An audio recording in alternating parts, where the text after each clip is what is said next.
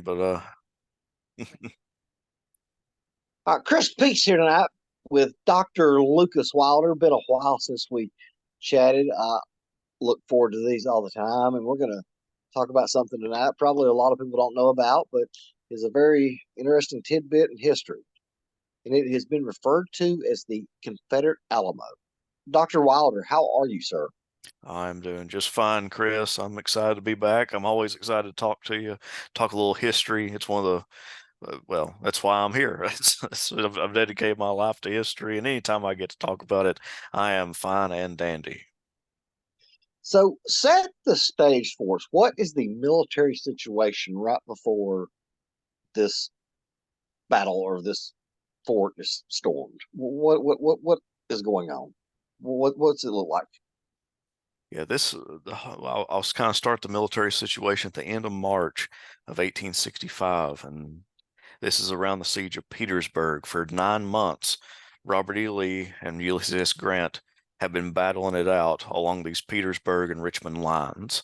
Neither one, and well, with Grant slowly moving west, trying to cut Lee's railroad connections off. This has been his entire goal, is to cut Lee's railroad connection away. You can go to the Battle of Ream Station, as early as Battle of Ream Station, where Grant is trying to make sure that Lee gets no supplies into the city of Petersburg and Richmond. And he's slowly doing it. It's taken a while, though.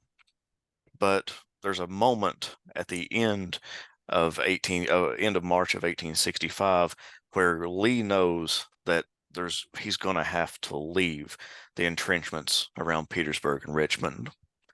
He tells Jefferson Davis, the president of the Confederacy, just that they are going to have to leave. Jefferson Davis wants them to stay. He believes they can still hold out. And so Lee, being the good general he was going to follow the president's recommendation. They will stay. And what will happen, one of the things that will happen is the Battle of Fort Stedman, which I encourage everyone to go to my YouTube channel. I've got a video, an animated battle map covering the Battle of Fort Stedman, which is a fantastic example of of using the darkness of an early dawn attack to gain an advantage. And so the Confederates are able to capture Fort Stedman and even push into the rear of the Union Army at one point, but not many troops make it there. But Lee was trying to break the siege in that attack, right? it's not as much to break the siege, it's to relieve pressure. Because again, Grant is moving further west. If you can cause a dent into his battle line, that'll bring any forces that are going west further east. And so Okay. he's trying to do a few things. The video that I did goes into a lot more detail on it. But the Battle of Fort Stedman, one thing is to redirect Grant's efforts, like bring the battle further east, so you don't have to, so the railroads can be secure for a little bit longer. So that's one of Lee's intentions, is to Was keep. Davis just out of touch with reality, thinking I, they could hold? I think, in all honesty, I think he was thinking that it was going to hold out. There was just too much going on. They'd lost so much ground, but there was a lot of Confederates that believed that they could withstand a little bit more. So there's a good book by Jason Phillips called Die Hard Rebels. And he goes into, by the end of the war, that there is a group of Confederates, and it's mostly what's left of the Confederate armies, as well as some politicians that were under the impression all the way up to the very end that they could win the war. But Davis was a little bit out of touch, especially when you have the best general that you have telling you we need to evacuate, and he's saying no. I don't think he completely understood the military situation, or he was out of touch with reality of the situation. But Well, one quick question. You said about evacuate. Did Lee want them to evacuate to Danville where they originally went to, or did he have, or was he just wanting just to get? you say Lee or Davis? Well, when you said, I thought you said Lee wanted them to evacuate. Was he wanting them to move to Danville where they originally went to, or was he just wanting them to just abandon Richmond and try to get set up, continue the fight further south? Yeah, Lee was wanting to he was wanting to evacuate. The reason Danville comes up for most people is because that's where the railroad went. And if you could get troops onto the railroad, you could easily get to Danville, hopefully get into North Carolina, and that's where the other major Confederate army is under Joseph E. Johnston, who is battling with William T. Sherman through the Carolinas. So Okay. that's why Danville kind of comes up. It's not that you're going to Danville, it's that the railroad's taking you there. Um, and that Danville will also be where the last time that the Confederate government will meet is in Danville, Virginia. But yeah, Fort Stedman is it's really neat how John B. Gordon, who's one of the I won't say he's at least a little studied because a lot of people have studied him, but when you ask just a general Civil War buff, Gordon doesn't come up too much. But Gordon launched a fantastic attack at Fort Stedman, and of course, if Lee had had enough troops, or if they had properly coordinated a few movements, they may have made a more significant attack. But again, the attack was to redirect Grant further east rather than him pushing west. It doesn't work. The Confederates get pushed back, and they just lose more men. But a lot of people criticize Lee and Gordon for doing that kind of attack, but there was a strategic benefit to it. Um, so it's not that they were out of touch. They knew what they were doing, and they knew the attack. Even if it failed, it would still redirect Grant a little bit further, but not for long. That's the unfortunate part. There's a lot of troops that Grant had under his command, and he could keep moving further west to cut that railroad connection. And so April, Gordon, say it again. Gordon's one of my favorites. The, the, I just think he was a very underrated commander that he didn't get the credit he deserved. Mhm. Yeah, very good tactician. Um, very could see he was a tough fighter, a hard fighter, got wounded multiple times during the war. And if you told him to do something, he did it with everything in him, just like a soldier should. And he's a politician. He's not even military trained. So I really like Gordon for his military abilities. But the by April 1st, so um, Fort Stedman is in late March, and by April 1st, Ulysses S. Grant launches an attack, and that's the Battle of Five Forks.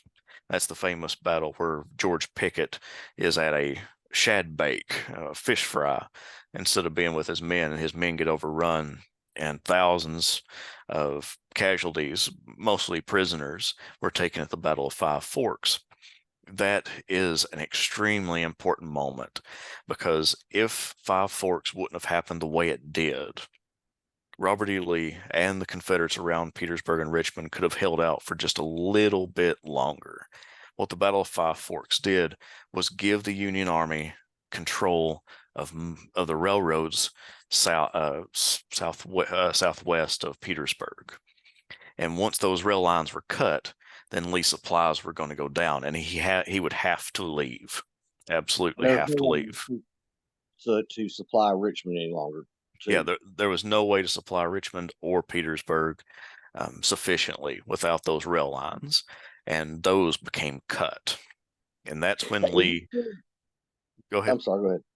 No, Is it true that Lee Davis was in church and Lee sent him a telegram and said, "My lines have been broken in three places. We must abandon immediately." And Davis wired back, "Can you hold for 2 more days?" um, I don't know about the 2 more days, but yes, Lee sends him a message, and he's getting ready to attend church, and Lee tells him that he doesn't think he can hold on through the night. He does, but that's not. But this is later. This is once what we get to is the battle for Fort Gregg and the Confederate Alamo. He does that afterwards. Okay. Yeah. So the Battle of Five Forks is a death knell. Now Robert E. Lee is going to be is convinced that we're going to have to evacuate. Something's going to have to be done. The next day is going to be pivotal for him, and he knows that. Um, when Battle of Five Forks happens, Grant, Ulysses S. Grant gets the information of the wonderful victory at Five Forks, and he uses that as the moment. Now we can strike. We've made a significant dent in the Confederate Army because we've captured thousands of the troops, and now we have the railroad, and now we can sweep going from west to east right through their lines. And so he Now, orders is Fort Gregg, is it closer to the front of the picket of the trenches or towards the rear? it's closer to Petersburg. So Okay. there's a couple miles of trench line that the Union Army are going to have to roll up to get to Fort Gregg. And it's on the outskirts of Petersburg. And so when Grant hears of Five Forks, he immediately says we need an all-out attack. And so that will happen in the late hours of April 1st into the early hours of April 2nd will be when these Union troops begin to attack. And they are some of the Union troops are hesitant to make these attacks because many of them remember Cold Harbor where they were running up against fortified Confederates. And most of the fighting around Petersburg hadn't been attacking across, no man's land. Most of the fighting around Petersburg was further to the west around the railroad. That's where most of these battles happen. Again, I give the example Ream Station. And so during when they launch their attack, they don't realize how thinly protected the Confederate line is. There's probably a man every 10 to 20 feet in proportion to the army size. And sometimes there's not any men guarding some sections. But there are some significant artillery that's holding some Union soldiers back. But nevertheless, that early morning of April 2nd, the breakthrough happens. And Robert E. Lee is at his headquarters. He's going to be meeting with Longstreet and A.P. Hill. And as A.P. Hill and Robert E. Lee are meeting in his headquarters, the word comes that the Union have broken through their lines. It's an extremely tense and scary moment. A.P. Hill, being that constant man that's on the front lines for his troops, goes off and rides off trying to restore order to all these troops that are running now. It's a complete breakthrough by the Union Army. It's a complete rout. Now what you have to do is try to rally as many as possible and get them to fight back against these overwhelming numbers. And so what you're going to find is little pockets of resistance, and A.P. Hill will be killed by these Union forces that have broken through. Um, with A.P. Hill gone, A.P. Hill's troops, the Third Corps of the Army of Northern Virginia, goes under the command of James Longstreet. And so Longstreet will have have command all the way up until Appomattox of the Third Corps. But he doesn't have direct command at the moment because, again, it's a complete rout. What he's having to what's happening on the ground is division and brigade commanders are trying to rally as many as possible. To Um, stop the enemy. yeah, as the Union Army is pushing east, going all the way up to Petersburg, Lee needs time. He needs time to organize any troops that are available. He's already got Longstreet on his way to, I'll say Longstreet's troops. Longstreet's already coming south into Petersburg, but his troops are on their way to Petersburg. At least one division that's under Charles Field. Okay. He needs more time. And so there's a few troops. Cadmus Wilcox, he was described as not overly bright and not a very smart man, but a very dedicated soldier. That's how many people described him. But Cadmus Wilcox was a division commander in A.P. Hill's corps. Again, A.P. Hill's not is dead now, and so Cadmus Wilcox is trying to put together some kind of defense. And he finds James Lane. James Lane is a North Carolinian. He commands a North Carolina brigade. Finds him, and he finds Harris's Mississippians. Harrison's Mississippians whereas Davis's Mississippians. It was Joseph Davis. The first time they'd really seen a lot of combat was actually at Gettysburg. Talk about a trial by fire. And so it's the Mississippians and some North Carolinians from Harris's brigade and James Lane's brigade. He finds, and there's about 300 of them. Wilcox places them at Fort Gregg, and it's their job to hold against all these Union soldiers that are moving through. Um, there's about 4,000 men that attack Fort Gregg, and again, it's on the western side. It's kind of the southwestern side of Petersburg, not too far away from the city. It's their Are they job. giving a hold to the last or anything like that? Their role is to defend until it's overrun. You know, it's a basically hold to the last man. They get there. In front of the fort is a trench that's got quite a bit of water in it, not by any specific design, just because it's been rain because of the weather. And it the Union soldiers jump into the ditch and can't get any further. And so their Confederate soldiers are rolling cannonballs down the walls of the fort, and they're hitting Union soldiers in the head, in the back, arms, breaking limbs, and sometimes killing the soldiers. It's a very bloody, muddy mess. And so Fort Gregg is being defended by 300 men, and they hold out against about 4,000. It eventually they finally work their way around the entire fort, and most of those Confederate soldiers are finally captured. But it does buy Lee enough time to get enough soldiers to blunt the attack, and that's when Lee will wire Jefferson Davis, I don't think I can hold the night. And so, So these rebels, they're putting up a tenacious fight. yeah, even though they're broken, those 300 men from Mississippi and North Carolina are giving it their all. And about couple hundred yards away is another fort called Fort Whitworth, and it it doesn't get much attention, at least from the Union soldiers at the time. They're concentrating on Fort Gregg, and once Fort Gregg's captured, then they can swing around and take Whitworth from behind. There's a good reason they didn't attack both forts at the same time. It'd been a lot more bloody for them. Once they captured one, they could just go into the rear of the next one. Um, so Do they fight to the death? do they what? Fight to the death like the real Alamo? I mean, Most of them are captured. Um, it's a it's not completely an Alamo type of situation. What happens, and most of them will be captured inside of the fort. I had read that like one of the guys that was position was overrun was uh, they had retreated back to a certain spot and a man had they were manning a cannon and firing off as many shots as they could at the charging Union troops. Did, have you read that or heard part of it? I hadn't heard part of that. Of course, there's so many good little stories that you can find. The one that I found most interesting was one I told you about, the Confederate soldiers basically rolling cannonballs off the side of the walls as some form of defense.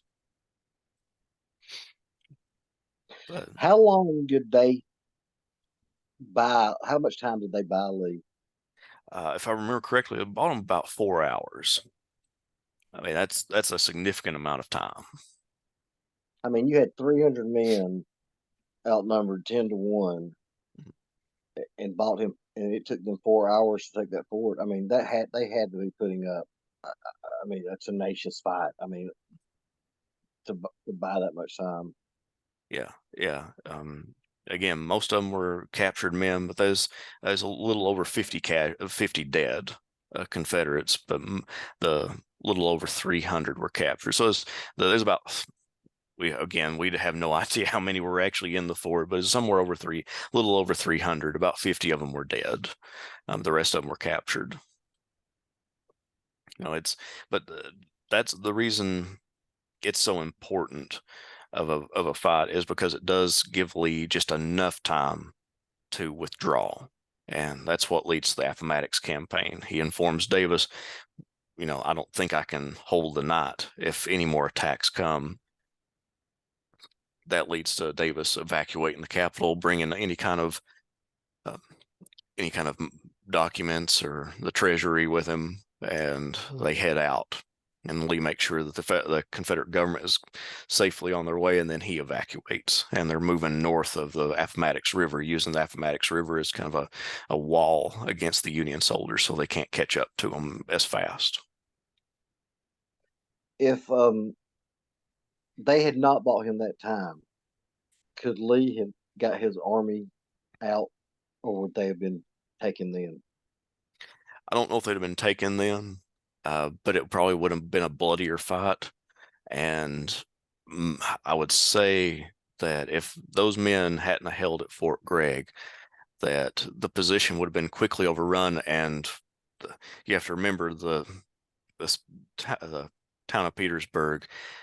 Its the northern part of the city was river, and they just had a semicircle around it. So that's the Fort Gregg and the Dimmock line that the Confederates were guarding against. If Fort Gregg had not been as well defended, or if they had surrendered quicker or been captured quicker, then the rear of Lee's army would have been completely taken, and they would have smashed them like just envelopment, like a classic military envelopment. So Lee would have lost a lot more troops, and the war might have ended somewhere closer to Richmond had Fort Gregg not held. Do you know how many men were killed or the casualty rates for each side? Um, for Fort Gregg, Yeah. uh, like I said, about 50 dead for the Confederates, with around 300 captured, and the Union lost somewhere around about 120 is some of the estimates I've got. Lost 120 and about almost 600 wounded. Somewhere around 700 total casualties to try to take that fort. Um, was it the artillery that took them so long to take it? They had artillery and the Confederate muskets, the rifled muskets. It was a little bit of everything was able to hold off those Union soldiers, and many of those Union soldiers were from the Sixth Corps, as well as I think I'm trying to remember the other. There's a corps from the Army of the James that was in the attack too, but a lot of the Sixth Corps troops were attacking Fort Gregg. Interesting. Mhm. Um, was there another position Grant could have went to besides that fort, or was that a must-take position? The way the Union Army was swinging around, they had to take Fort Gregg. It was kind of a have to if they were going to break into the rear of the Confederates. But Fort Gregg buys Lee enough time to throw up more troops in order to blunt the attack, and that's why Lee says that he can't. He's needs he needs to evacuate. He doesn't know if he can survive the night. So it's a very have to. Lee needs to be able. Lee needed Fort Gregg to be able to survive for at least another day until he could evacuate fully. Wow. Mhm. And so, I mean, without that, he would have lost tremendous more men. I mean, would it even be worth trying to evacuate? That's a really good question because Lee would have Lee would have had some of Longstreet's corps still on the north side of the river, but all of AP Hill's Third Corps, a lot of Richard Anderson's men, and Gordon's men were still on the south side of the river. So it would have been, and then of course this is a what if, but Lee would have probably lost about half of the force that he would have taken towards Appomattox if that line hadn't have held for as long as it did. So instead of having around 30,000, 20 to 30,000 men, he might have had 10 to 15,000 when he left Richmond, if he did even leave Richmond. And Um, especially if they could have done a double envelopment, because there was Ninth Corps troops that were around Petersburg that were going to be launching attacks at the same time. It was a very very scary situation for the Confederates at that point. So I mean, if Fort Gregg doesn't buy him that time, I mean, with 15,000 men, and then what happened at Sailor's Creek, I mean, essentially they kept the war going on for what, another week. Yeah, about 7 days after the battle of after trying to take Fort Gregg, it was 7 days. I would like to go back and find out exactly how, what the casualty rates was at. I'd like to see how many were inflicted on, how many they inflicted on the Union soldiers, because I mean, it sounds like they put up a one hell of a fight. Like I said, the Union attacking Fort Gregg lost somewhere around 700. Oh, I must Um, have missed missed that when you said that earlier. yeah, Um, out of the about 4,000, they lost uh, a good 700. but that still seems like a long time. I mean, 4 hours for them to be able to finally overtake that fort. I'm trying to remember. I think it was 4 hours. It's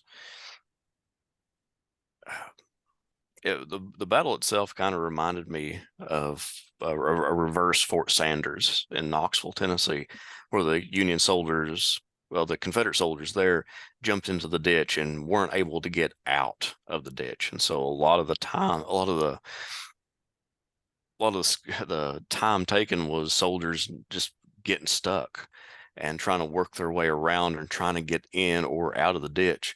And it was just a miserable situation for them. But that at Fort Gregg, it's just in reverse with the Union soldiers attacking such a fort. But I'm trying to remember. I think it was a good, at least a good couple hours that they buy Lee time enough to bring in Longstreet's what was left of Longstreet's division under Charles Field and Cadmus Wilcox, the man who placed the Mississippians and the North Carolinians at Fort Gregg. He's able to cobble together some more defensive line to be able to fight against any Union attack coming from the west.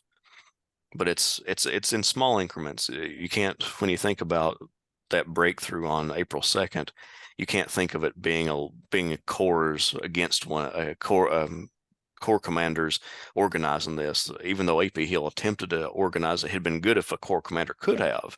But a lot of this was just lower level men bringing together what troops they could find on hand. And that's exactly what Cadmus Wilcox did. He just grabbed whoever was close enough and threw them where he needed them to go.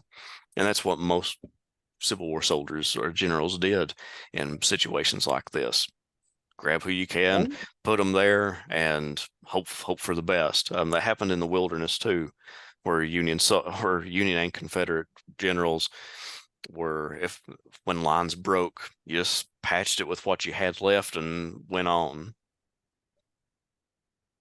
Why do you think that this is kind of ignored in history?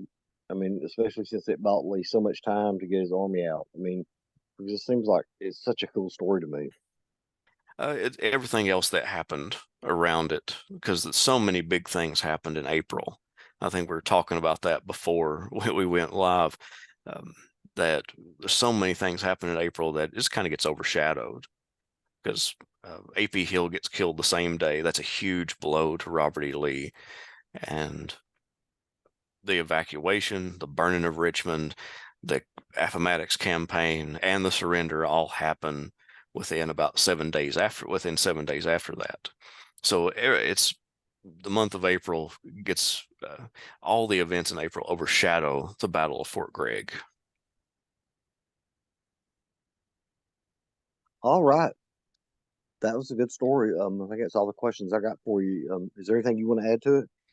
Now, I just let everybody know that the the Battle of Fort Gregg, which is kind of in a broader umbrella term, is called the Third Battle of Petersburg, um, is a direct result of the Battle of Five Forks.